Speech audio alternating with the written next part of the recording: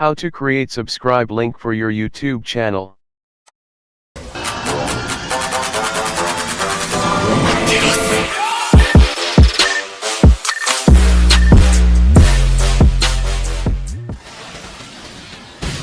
First, go to your YouTube channel.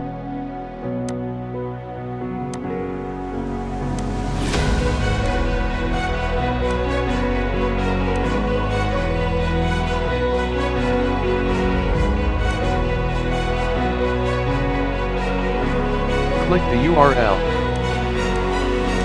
And in the last part, add question mark sub underscore confirmation equals 1.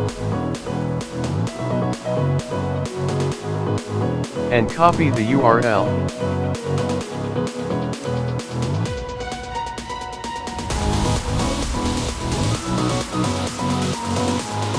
Then open another tab.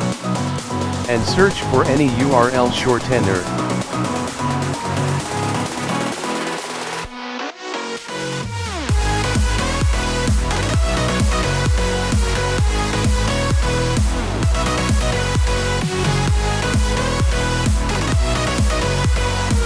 Now paste the URL and click shorten. Then copy the new link and you can share it to anyone you want.